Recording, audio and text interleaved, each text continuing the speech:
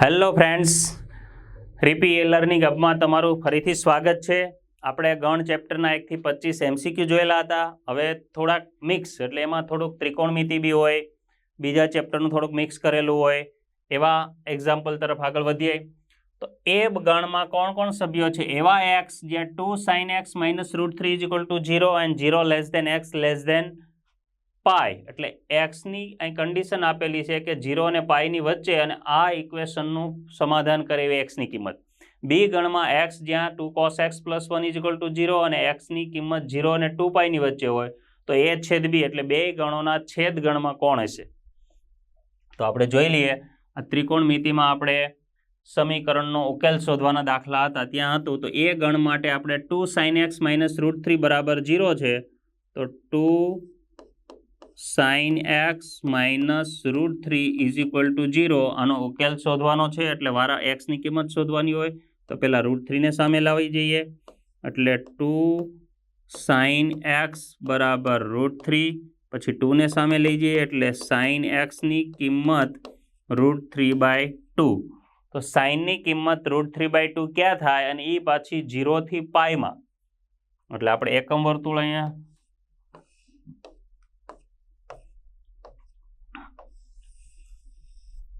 આ x, આ y, આ x ડેશ, આ y ડેશ, પણ આપણે 0 થી પાઈમાં, એટલે અહીંયાથી ચાલુ કરીને અહીંયા સુધીમાં ક્યાં ક્યાં કિંમત થાય? √3/2।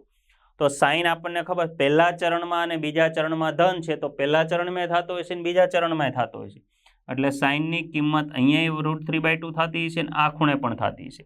તો આ ખૂણો એટલે કયો? sin 60, એટલે કે π/3 એટલે √3/2, અને પાઈ માઇનસ π/3, બીજા ચરણમાં પાઈ માઇનસ 0 થી લઈ અને પાઈ સુધી જવાનું હતું, તો એમાં π/3 અને 2π/3, તો x ની કિંમત કઈ થાય? એક તો π/3 અને અથવા બીજી કિંમત કેટલી થાય? પાઈ માઇનસ π/3, એટલે કે 3 લસા લઈએ તો 2π/3, એટલે x ની આ બે કિંમતોએ પાલન કર્યું આપેલા સમીકરણનું। તો એ ગણમાં કોણ કોણ સભ્યો આવશે? એક તો π/3 અને બીજો 2π/3। આ જ રીતે આપણે બીજા બી ગણ છે, એમાં એક ઇક્વેશન છે, એનું સમાધાન કરાવીએ। તો ત્યાં છે 2 cos x + 1 = 0, તો એનું આપણે સોલ્યુશન લાવીએ તો 2 cos x બરાબર -1, therefore cos x બરાબર -1/2, તો cos ની કિંમત -1/2 ક્યાં ક્યાં થાય? અને એ પછી 0 થી 2 પાઈમાં, એટલે આખું સર્કલ ફરવાનું છે। આપણે જોઈ લઈએ।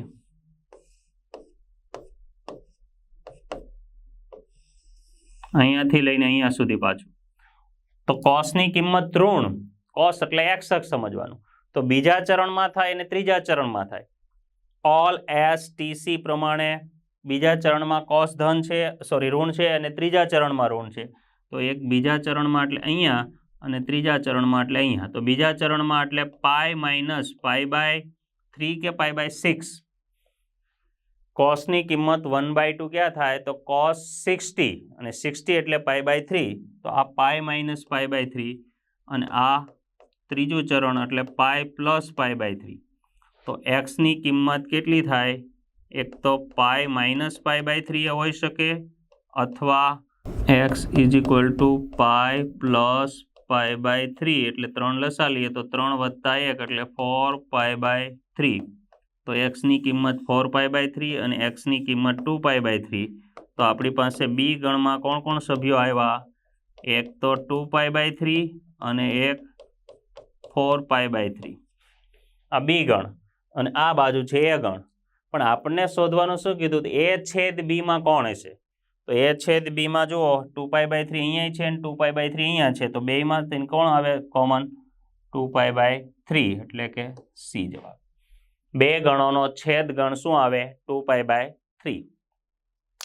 એના પછી બીજો, જો બે અરિક્ત ગણ એ તથા બી મળે કે જેમાં 4 into number of A is equal to 3 into number of B is equal to 2 times number of A union B હોય તથા number of A intersection B is equal to 15 હોય તો number of A union B એ યોગ બીમાં સભ્યોની સંખ્યા કેટલી હશે? બે રિક્ત ગણ એ અને બી એટલે ખાલી ગણ નથી એટલું તો નક્કી થઈ ગયું, પણ એની શરત આવી આપેલી છે, એ ગણના સભ્યોને 4 વડે ગુણો, બી ગણના સભ્યોને 3 વડે ગુણો અને એ યોગ બીના સભ્યોને 2 વડે ગુણો તો બધાની જવાબ સરખો આવે છે. અને એ છેદ બીમાં 15 સભ્યો હોય તો એ યોગ બીમાં કેટલા સભ્યો હશે? તો અહીં શરત આપેલી છે 4 times number of A is equal to 3 times number of B is equal to 2 times number of A union બી.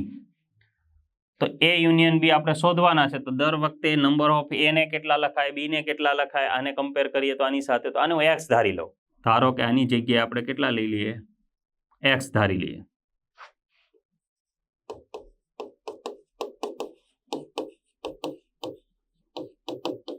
કોઈક સંખ્યા એક્સ, એટલે આ શું થઈ ગયું અત્યારે? 4 ટાઈમ્સ નંબર ઓફ એ બરાબર 3 times number of B is equal to 2 into x. તો આની સાથે કમ્પેર કરીએ તો નંબર ઓફ એ કેટલા થઈ જાય? 2x ના છેદમાં 4 એટલે x બાય 2 અને નંબર ઓફ બી કેટલા થઈ જાય? આની સાથે કમ્પેર કરીએ તો 2x બાય 3 અને number of A union B તો x છે જ. હવે એ યુનિયન બી નું સૂત્ર મૂકી દો. Number of A union B is equal to number of A plus number of B minus number of A intersection B. તો number of A union B એટલે એક્સ, નંબર ઓફ એ એટલે x by 2, બધાને આપણે એક્સમાં convert કરી દીધા છે. Number of બી એટલે 2x by 3 અને minus number of A intersection B તો રકમ જ આપેલા છે કે એનો જવાબ 15 છે. તો એટલો લસા લઈએ 6, તો 6 વડે ગુણીએ અહીંયા એટલે 6x બરાબર અહીંયા 3 વડે ગુણાય 3x, અહીંયા 2 વડે ગુણાય એટલે 2 દુને 4x અને અહીંયા 6 વડે ગુણવું પડે કારણ કે એના છેદમાં કંઈ નથી, અહીંયા કંઈ નથી એટલે 6 વડે ગુણ્યો, અહીંયા 2 હતા તો 3 વડે, 3 હતા તો 2 વડે અને અહીંયા કંઈ પણ નથી એટલે 6 વડે. 15 ગુણ્યા 6 એટલે 90. તો આ 6x અને આ 7x અને આ બાજુ લઈ જાઓ અને આને આ બાજુ લઈ આવો એટલે 90 પ્લસ થઈ જાય અને 7x ઓછા 6x એટલે x અને x એટલે જ આપણે એ યોગ બી ધારેલા હતા. એટલે કેટલા આવે?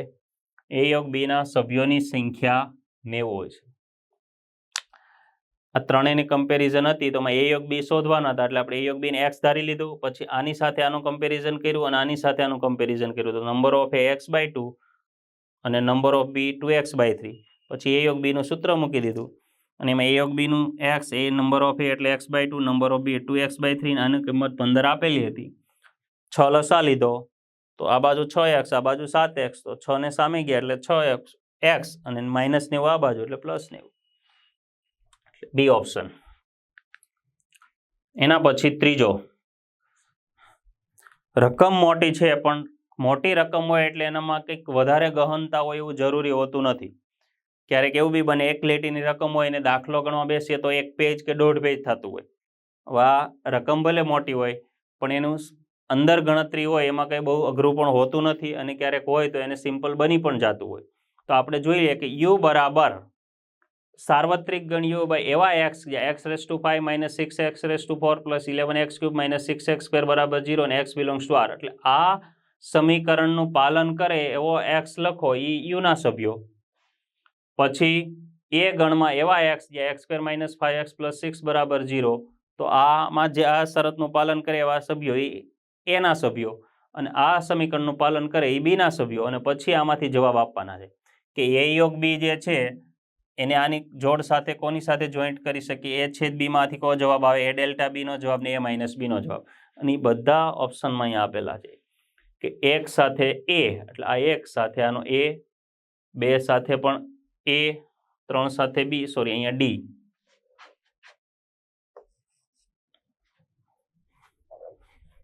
હવે આપણે યુ આની ગણતરી થોડીક મોટી છે એટલે આપણે બીજા પેજ ઉપર એના ગણતરી જોઈ લઈએ. યુ બરાબર x³ - 6x⁴. તો આ સમીકરણનું સમાધાન કરે એવી એક્સની કિંમત લખવાની. તો આમાંથી પહેલા એક્સ કોમન કાઢી લઈએ આપણે, એટલે શું વધે? x² કોમન નીકળે. અહીંયા 5 ઘાત 4 ઘાત 3 ઘાત 2 ઘાત એટલે મેક્સિમમ ઘાત કવર કરી નાખીએ. એટલે તો 2 ઘાત કોમન કાઢીએ એટલે x3 ઘાત 6x² plus 11x - 6 = 0. x² common કાઢ્યાથી સામે ન જતા રહે. એક્સની કિંમત 0 બી હોઈ શકે. હવે આ ત્રિઘાત સમીકરણ છે. તો ત્રિઘાત સમીકરણનો ઉકેલ શોધવા માટે ડાયરેક્ટ એના ભાગલા ન પડે તો આપણે એક્સની કિંમત 1 મૂકી દઈએ અથવા -1 મૂકીએ. ખાટલીની રીત અથવા અવયવ કોમન કાઢવાની રીત હતી. એક અવયવ x - a હોય તો p ઓફ 1 એનું બીજ થાય ને એ રીતે. ધારો કે x - આલ્ફા બરાબર 0 હોય તો એ p ઓફ આલ્ફા, તો આલ્ફા એનું બીજ હોય. તો આમાં એકી ઘાતના સહગુણકો અહીંયા 1 છે ને અહીંયા 11 એટલે 12 અને બેકી ઘાતના સહગુણકો -12 પરસ્પર વિરોધી એટલે ટોટલ સરવાળો 0 થઈ જાય. તો આનો એક અવયવ x - 1 હોય. એટલે આવું 10મા ધોરણમાં આપણે કરતા સહગુણકોનો સરવાળો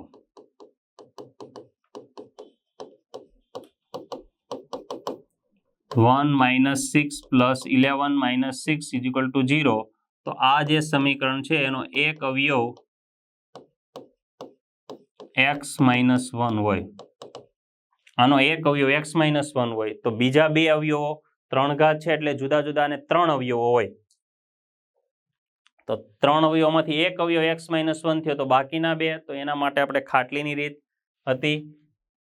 તો જોઈ લઈએ એમાં શું કરતા આપણે. આવી રીતે આમ લખતા, આના સહગુણકો લખી નાખીએ. 1 - 6 11 - 6 અને અહીંયા 1 લખતા. -1 હોય તો +1 ને +1 હોય તો -1. પછી અહીંયા 0 અને આ બેનો સરવાળો કરી અહીંયા લખીએ. 1 + 0 એટલે 1 અને આ બેનો ગુણાકાર કરીને અહીંયા લખતા જવાનું. તો 1 × 1 એટલે 1, તો -6 + 1 એટલે -5. પછી આ 1 સાથે આનો ગુણાકાર કરો એટલે 1 × -5 -5, 11 - 5 એટલે 6. પછી 1 × 6 એટલે અહીંયા 6, તો -6 અને +6 0. ફરી વાર અહીંયા જે છે સહગુણકોના લખી નાખવાના, જે બહુપદી હોય એના. પછી અહીંયા 0 લખવાનો અને અહીંયા કયો લખવાનો? તો જે અવયવ હોય એનો વિરોધી. x - 1 હોય તો +1, x + 1 હોય તો -1. ટૂંકમાં એક્સની જે કિંમત મૂકવાથી આ 0 થતું હોય તે. તો 1 મૂકવાથી આ 0 થાય છે એટલે 1 લખવાનું. પછી આ બેનો સરવાળો 1 અને આ બેનો ગુણાકાર કરીને અહીંયા લખી નાખવાનો. -6 + 1 એટલે -5. આ બેનો ગુણાકાર અહીંયા 11 - 5 એટલે 6. 1 × 6 એટલે 6 આ બેનો. તો આ જે છે એ જે બાકી વધી બહુપદીના સહગુણકો હોય. એટલે કે આના અવયવ શું પડી જાય? એક x - 1 તો આપણને દેખાય છે અને બાકીના જે છે એ દ્વિઘાત સમીકરણ વધે. 1 × x² એટલે x², 5 × x અને +6 બરાબર આ 0. આ 0 નથી આ, અને અહીંયા x² છે એ તો રહેવાનો જ છે. ટૂંકમાં આ બહુપદી હતી એના અવયવ આપણે આ પાડ્યા. x² તો 12 જ છે પણ આ 3 ઘાત વાળું હતું એને x - 1 કોમન કાઢીને દ્વિઘાત સમીકરણ બન્યું. હજી આ દ્વિઘાતને ઉકેલો.